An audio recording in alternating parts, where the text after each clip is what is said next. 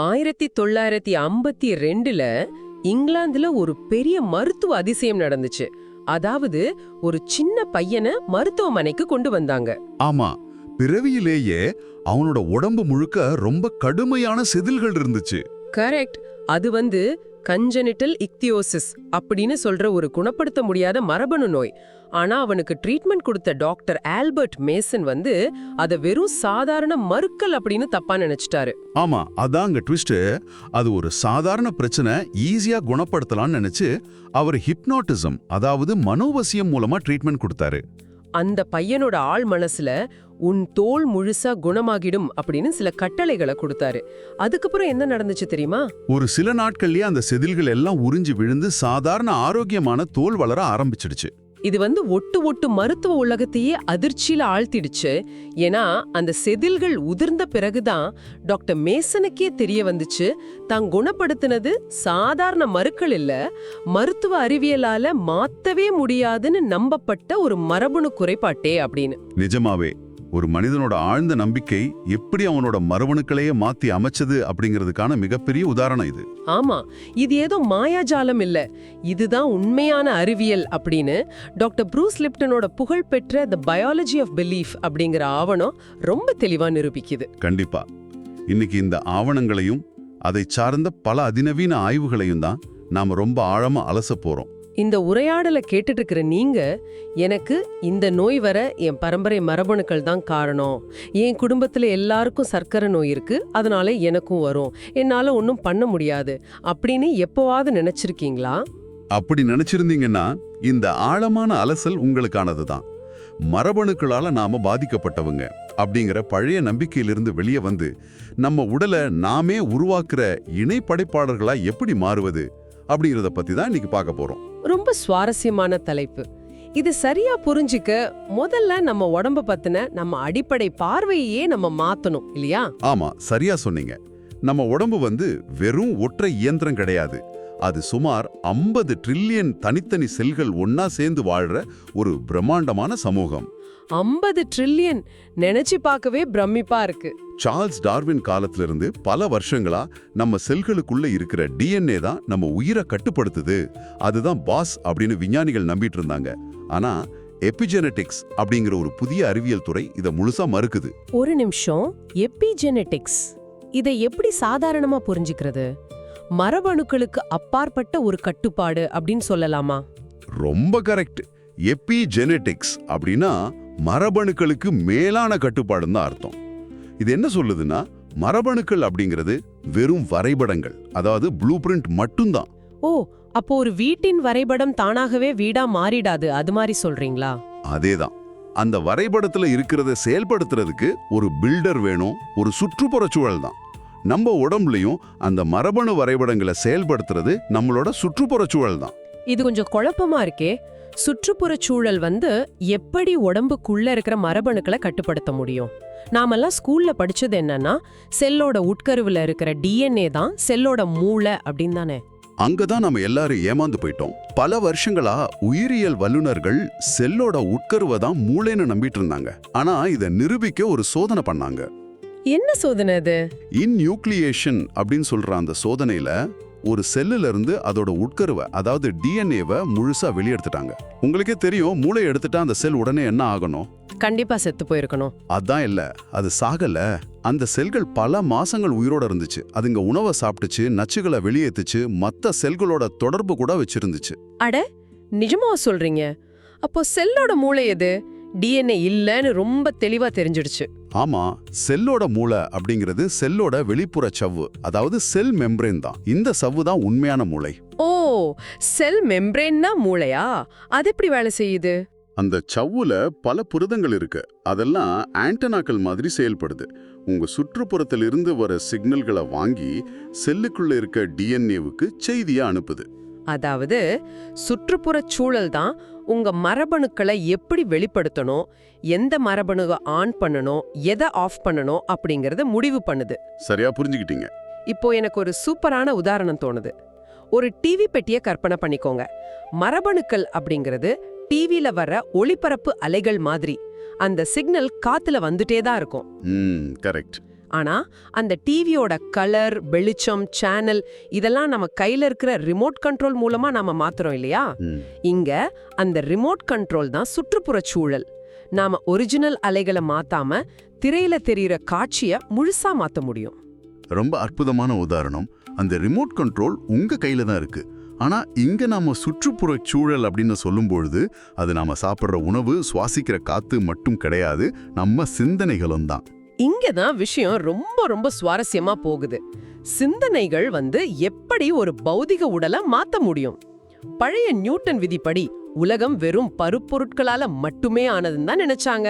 ஆமா, ஆனா குவாண்டம் இயற்பியல் இதை எப்படி விளக்குதுன்னு பாத்தீங்கன்னா, அது பிரபஞ்சத்தோட அடிப்படை விதியே மாத்திடுச்சு. பிரபஞ்சத்துல இருக்கிற எல்லாமே ஆற்றலால, அதாவது எனர்ஜியால ஆனதுன்னு அது நிரூபிச்சிருக்கு. ஓகே, அப்போ நாம தொடுற மேஜை, நம்ம உடம்பு எல்லாமே அடிப்படையில் அதிர்வடைஞ்சிட்டு இருக்கிற ஆற்றல் தான். கண்டிப்பா. அந்த வகையில நம்ம எண்ணங்களும் ஒரு வகையான ஆற்றல் தான். ஒரு எண்ணம் உங்க மூளையில உருவாகும் பொழுது அது ஒரு மின்காந்த அலையா மாறுது. சரி, ஆனா அந்த எனர்ஜி எப்படி என் செல்களுக்குள்ள போகுது? அதுக்கான கெமிக்கல் தொடர்பு என்ன? நீங்க ஒரு சிந்தனையை உருவாக்கும் போது உங்க மூளையில இருக்கிற ஹைப்போதலாமஸ் அப்படிங்கிற பகுதி அந்த சிந்தனைக்கேற்ப சில ரசாயனங்களை, அதாவது நியூரோபெப்டைடுகளை உற்பத்தி செய்யுது. ஓ, நான் கோவமா இருந்தா ஒரு ரசாயனம், அன்பா இருந்தா ஒரு ரசாயனம், அப்படிங்களா? அதேதான். இந்த ரசாயனங்கள் உங்க ரத்தத்துல கலந்து உடம்பு முழுக்க பயணம் செஞ்சு நாம முன்னாடியே பேசின அந்த செல் சவ்வுல இருக்கிற ஆண்டனா புரதங்கள்ல இணையுது. இதுதான் உங்க செல்களை மாத்தி அமைக்குது. அப்போ என் எண்ணம் ஒரு வேதியியல் தூதுவனா மாறி என் செல்கள் கிட்ட நேரடியாகவே பேசுதுன்னு சொல்றீங்க. இது உண்மையிலே பிரமிப்பா இருக்கு. ஆமா, அதுதான் உண்மை. ஆனா எனக்கு இப்போ ஒரு பெரிய சந்தேகம் வருது. எண்ணங்களுக்கு இவ்ளோ சக்தி இருக்குன்னா, மாத்திரைகளை விட நம்ம எண்ணங்கள் ரொம்ப வேகமா செயல்படும் அப்படின்னா, நவீன மருத்துவம் ஏன் இன்னும் உடம்ப ஒரு மெக்கானிக்கல் இயந்திரமாவே பாக்குது? எனக்கு ஒரு நோய் வந்தா டாக்டர் ஏன் என் சிந்தனைகளை மாத்த சொல்லாம ஒரு மாத்திரையை மட்டும் கொடுத்து அனுப்புறாரு? இது ரொம்ப நியாயமான கேள்வி. ஆனா நாம யதார்த்தத்தை புரிஞ்சுக்கணும். நவீன மருத்துவ உலகம் மாபெரும் பெருநிறுவனங்களோட லாப நோக்கத்தால இயங்குது. பார்மசூட்டிக்கல் இண்டஸ்ட்ரி எப்படி வேலை செய்யுதுன்னு உங்களுக்கு தெரியும்? ஆமா, நேர்மறை எண்ணங்களை ஒரு மாத்திரையா அடைச்சு பாட்டில்ல போட்டு விற்க முடியாதுல்ல? கண்டிப்பா முடியாது. அதுல காப்புரிமை வாங்கவும் முடியாது. ஆனா மருத்துவ உலகத்துக்கு இந்த சிந்தனையோட சக்தி ரொம்ப நல்லாவே தெரியும். இதுக்கான மிகப்பெரிய உதாரணம் தான் பிளாசிபோ எஃபெக்ட். ஓ ஆமா, நான் இத பத்தி படிச்சிருக்கேன். ஒரு நோயாளிக்கு நிஜ மருந்துக்கு பதிலா எந்த மருத்துவ குணமும் இல்லாத வெறும் சக்கரை மாத்திரையை கொடுப்பாங்க. ஆனா அது ஒரு மிகச்சிறந்த மருந்துன்னு அந்த நோயாளி நம்புவாரு. அந்த ஆழமான நம்பிக்கையோட காரணமாவே அவர் உடம்புல இருக்கிற உண்மையான நோய் குணமாயிடும்.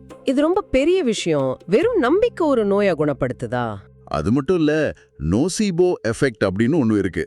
அதாவது உங்க சிந்தனை எதிர்மறையா இருந்தா நீங்க ஆரோக்கியமா இருந்தாலும் உங்க உடம்பு நோயாளியா மாறிடும். அட கடவுளே, அப்போ பயம் கூட ஒரு வியாதியை உருவாக்குமா? கண்டிப்பா. ஒரு தப்பான மருத்துவ அறிக்கை உங்களுக்கு கேன்சர் இருக்குன்னு ஒருத்தர்கிட்ட சொன்னா அவர் எந்த நோயும் இல்லாம ஆரோக்கியமா இருந்தாலும் அந்த பயத்திலேயே அவர் உடம்பு உண்மையிலேயே கேன்சரை உருவாக்க தொடங்கிடும். இது பலமுறை நிரூபிக்கப்பட்டிருக்கு. அப்போ உங்க எண்ணங்கள் நேரடியா உங்க செல்களோட அமைப்பையே மாத்தி அமைக்குது அப்படிங்கிறது 100% உண்மை. ஆமா, நம்ம செல்கள் ஒவ்வொரு நொடியும் நம்ம எண்ணங்களை கவனிச்சுட்டே இருக்கு. சரி, செல்கள் எப்படி இந்த எண்ணங்களுக்கு பதில் கொடுக்குது? நம்ம செல்கள் உள்ளுக்குள்ள என்னதான் பண்ணுது?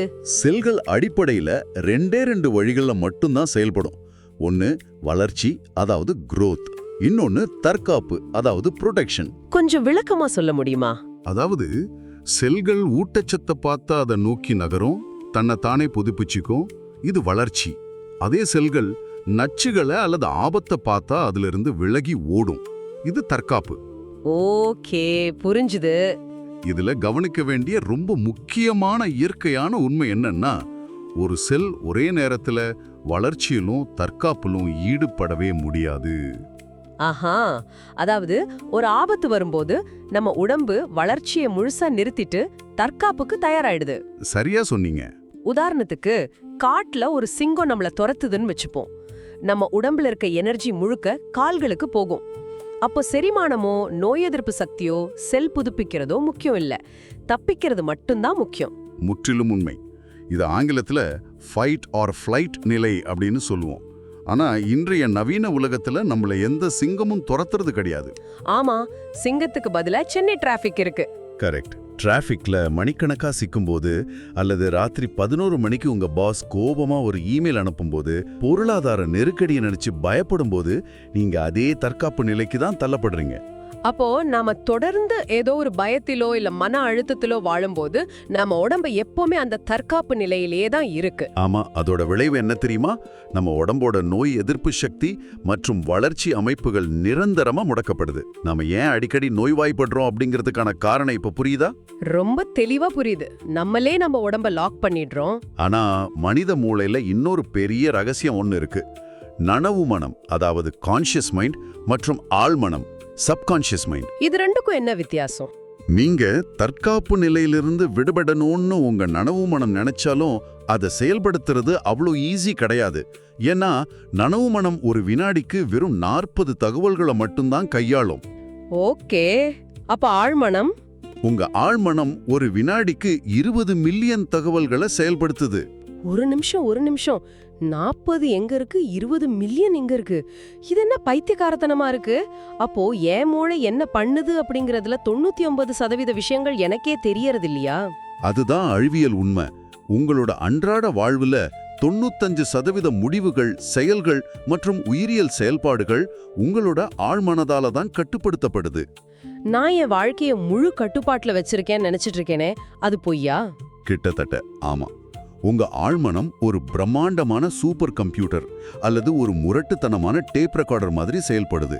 ஒரு குழந்தை பிறந்து முதல் 7 வருஷங்கள் வரைக்கும் அதோட மூளை பெரும்பாலும் தீட்டா அப்படிங்கிற மூளை அலைவரிசையில தான் இருக்கும். தீட்டா அலைவரிசைனா அது கிட்டத்தட்ட ஒரு ஹிப்னோட்டிக் நிலை தானே? அதேதான். அதாவது அந்த முதல் 7 வருஷங்கள்ல ஒரு குழந்தை எதை பார்த்தாலும் கேட்டாலும் அது எந்தவித வடிகட்டியும் இல்லாம நேரடியாக அதோட ஆழ்மனசுல ரெக்கார்ட் ஆயிடும். ஓ, அப்போ அந்த வயசுல ஒரு பெற்றோர் நீ எதற்கும் லாயக்கற்றவன், நீ அடிக்கடி நோய்வாய்ப்படுவாய், வாழ்க்கை ரொம்ப கஷ்டமானது அப்படின்னு சொன்னா அது நேரா ஆழ்மனசுல ஒரு புரோகிராமா பதிவாகிடும். ஆமா, இந்த நெகட்டிவ் புரோகிராம் தான் உங்க வாழ்நாள் முழுக்க உங்களை அழியாமலேயே உங்களை அந்த தற்காப்பு நிலையில வச்சிருக்கு. நாம இப்போ நினைவு மனதால எவ்வளவுதான் நான் ஆரோக்கியமா இருக்கேன், நான் தைரியமானவன் அப்படின்னு நினைச்சாலும் நம்மளோட அந்த 20 மில்லியன் சக்தி கொண்ட ஆழ் மனசுல ஓடிட்டு இருக்கிற பழைய நெகட்டிவ் பாட்டு நம்ம உடம்ப தொடர்ந்து பலவீனப்படுத்திட்டே இருக்கு. சரியா சொன்னீங்க. இது கொஞ்சம் பயமா இருக்கு. ஏன்னா என் பெற்றோருக்கும் இதே போலதான் அவங்களோட பெற்றோர்களால ப்ரோக்ராம் செய்யப்பட்டிருக்கும். அதனால நாம அவங்கள குறை சொல்ல முடியாது. கண்டிப்பா முடியாது. அது ஒரு சங்கிலி தொடர் மாதிரி. ஆனா அந்த டேப் ரெக்கார்டரை எப்படி மாத்துறது? நாம மரபணுக்களோட கைதிகள் இல்ல அப்படிங்கறத புரிஞ்சுக்கிட்டோம். ஆனா அந்த ஆழ்மன கட்டுப்பாட்டுல இருந்து எப்படி வெளியே வர்றது? நம்ம செல்களை ஆரோக்கியமான வளர்ச்சி நிலைக்கு கொண்டு வர என்ன செய்யணும்? இதுக்கு நம்ம அன்றாட வாழ்க்கையில ரொம்ப ஆழமான சில மாற்றங்களை கொண்டு வரணும். ப்ரூஸ் லிப்டன் சொல்ற மாதிரி 3 எளிய பழக்கங்களை நம்ம கடைபிடிக்கலாம். முதலாவது, நம்ம சிந்தனைகளை பயத்திலிருந்து அன்பிற்கு மாத்தணும். இது கொஞ்சம் ஆன்மீக தத்துவம் மாதிரி இருக்கே. பார்க்க அப்படி தோணும், ஆனா இது தூய்மையான உயிரியல். நீங்க அன்பையும் நேர்மறையான எண்ணங்களையும் தேர்ந்தெடுக்கும் போது உங்க மூளை டோபமைன், ஆக்சிடோசின் மாதிரியான வளர்ச்சிக்கு உதவுற ரசாயனங்களை சுரக்குது. ஓ, அப்போ இது நம்ம செல்களுக்கு நான் பாதுகாப்பா இருக்கேன், நீங்க வளரலாம் அப்படிங்கிற சிக்னல் அனுப்புது. கரெக்ட். உங்க உலகத்தை ஒரு ரோஸ் நிற கண்ணாடியால பாருங்க அப்படின்னு ப்ரூஸ் லிப்டன் சொல்றது இதுக்காக தான். எனக்கு இது ரொம்ப சரியா படுது. 2வது பழக்கம் என்ன? 2வது, ஆற்றலை உறிஞ்சும் விஷயங்களை நிறுத்துறது. எனர்ஜி ட்ரெயின்ஸை ஸ்டாப் பண்ணணும். ஆமா, சில நேரங்கள்ல நான் மணிக்கணக்கா நியூஸ் சேனல்கள்ல வர்ற பயமுறுத்துற செய்திகளை பார்க்கும்போதோ இல்ல எப்பவுமே நெகட்டிவா பேசுற ஆட்களோட இருக்கும்போதோ எனக்கு உடல் ரீதியாகவே ஒரு சோர்வு வர்றது நான் உணர்ந்திருக்கேன். அதுதான் பிரச்சனை. நீங்க உங்களுக்கே தெரியாம உங்க எனர்ஜியை வீணாக்கிட்டு இருக்கீங்க. உங்க செல்களுக்கு ஆபத்து அப்படிங்கிற சிக்னல் அனுப்பிட்டு இருக்கீங்க. அப்போ அந்த மாதிரி விஷயங்களை உடனே நிறுத்தணும். மனசோட கதவுகளையும் ஜன்னல்களையும் மூடி நமக்கு தேவையில்லாத நம்மள சோர்வடைய செய்யற அதிர்வுகளை உள்ள அனுமதிக்க கூடாது. ரொம்ப சரியா சொன்னீங்க. இது உங்க செல்களோட ஆரோக்கியத்தை காக்கும் மிக முக்கியமான கேடயம். இப்ப 3வது பழக்கம், சுய விழிப்புணர்வோட கூடிய வளர்ப்பு மற்றும் உறவுகள். அதாவது பேரண்டிங் பத்தி சொல்றீங்களா? நாம எந்த அளவுக்கு விழிப்புணர்வோட இருக்கணும்னு இப்ப புரியுது. குறிப்பா நாம அடுத்த தலைமுறையை எப்படி வளர்க்குறோம் அப்படிங்கறதுல. நாம தானே அவங்களுக்கு அந்த ஆழ்மன டேப்பை ரெக்கார்ட் பண்ணிட்டு இருக்கோம். 100க்கு 100 உண்மை. உண்மையான ஜெனடிக் என்ஜினியர்கள் விஞ்ஞானிகள் கிடையாது, பெற்றோர்கள் தான். வாவ், ரொம்ப ஆழமான வார்த்தைகள். குழந்தைங்க கிட்ட நீங்க காட்டுற அன்பு, பாதுகாப்பு, அவங்க மேல நீங்க வைக்கிற நம்பிக்கை, இது எல்லாமே அவங்களோட ஆழ்மனதை ஆரோக்கியமா ப்ரோக்ராம் பண்ணுது. மத்தவங்கள குறை சொல்லதை தவிர்த்து அன்பான சூழலை உருவாக்குனா அது உங்க செல்களை மட்டும் இல்ல, உங்க குழந்தைங்களோட செல்களையும் வாழ்நாள் முழுக்க பாதுகாக்கும். இதையெல்லாம் சேர்த்து பார்க்கும்போது எனக்கு ஒண்ணு ரொம்ப தெளிவா புரியுது. நாம யாரும் நம்ம குடும்ப மரபணுக்களோட நிராதரவான கைதிகள் கிடையாது. மரபணுக்கள் அப்படிங்கிறது வெறும் சாத்தியக்கூறுகள் மட்டும்தான். கண்டிப்பா. உங்க எண்ணங்கள், உங்களோட நம்பிக்கைகள் மற்றும் நீங்க உருவாக்குற சுற்றுப்புற சூழல் மூலமா உங்க உடம்போட ஆரோக்கியத்தை எழுதுற மாபெரும் சக்தி கொண்ட இணை படைப்பாளர் நீங்க தான். ஆமா, நீங்க என்ன நினைக்கிறீங்களோ அதுவாகவே ஆகிறீங்க அப்படின்னு விவேகானந்தர் சொன்ன ஆன்மீக தத்துவம் மட்டும் கிடையாது. இப்போ அது ஒரு மறுக்க முடியாத குவாண்டம் உயிரியல் உண்மை. உங்க செல்கள் ஒவ்வொரு நொடியும் நீங்க நினைக்கிறத கேட்டுக்கிட்டே இருக்கு. அதனால இன்னைக்கு உங்க செல்களுக்கு எந்த மாதிரியான கட்டளைகளை கொடுக்க போறீங்க அப்படிங்கறத நீங்க தான் விழிப்புணர்வோட முடிவு பண்ணணும். ரொம்ப சிறப்பான முடிவுரை. இந்த மிக ஆழமான உரையாடலை முடிக்கிறதுக்கு முன்னாடி கேட்டுட்டு இருக்கிற உங்களை ஒரு பிரம்மாண்டமான விஷயத்தை சிந்திக்க அழைக்கிறோம். ஆரம்பத்துல நம்ம டிவி பெட்டி உதாரணத்தை பார்த்தோம் இல்லையா? ஆமா, ரிமோட் கண்ட்ரோல் உதாரணம். ஒரு டிவி பெட்டி உடைஞ்சாலும் அதுல வர்ற ஒளிபரப்பு அலைகள் காத்துல அழியாம தொடர்ந்து பயணிச்சுக்கிட்டே இருக்கும் தானே. குவாண்டம் இயற்பியலும் இதேதான் சொல்லுது. எனர்ஜியை ஆக்கவோ அழிக்கவோ முடியாது அப்படின்னு. ஆழமான சிந்தனை. உங்க மனித உடல் இறந்த பிறகும் உங்க எண்ணங்கள், உங்களோட நம்பிக்கைகள் மூலமா நீங்க உருவாக்குன அந்த ஆற்றல் அடையாளம், அதாவது வைப்ரேஷனல் ஐடென்டிட்டி இந்த பிரபஞ்சத்துல நிலைச்சிருக்கும். கண்டிப்பா. அப்படி என்றால் ஒரு கணம் சிந்திச்சு பாருங்க. இன்னைக்கு உங்க எண்ணங்கள் மூலமா, உங்க நம்பிக்கைகள் மூலமா நீங்க உருவாக்குற அதிர்வுகள் உங்க வாழ்நாளுக்கு பிறகு இந்த பிரபஞ்சத்துல எந்த மாதிரியான மாபெரும் தாக்கத்தை ஏற்படுத்த போகுது? நீங்க விட்டு செல்ல போற அந்த ஆற்றல் என்னவாக இருக்க போகுது? இத சற்று ஆழமா சிந்திச்சு பாருங்க. மீண்டும் இது போல இன்னொரு அற்புதமான தேடலில் சந்திப்போம்.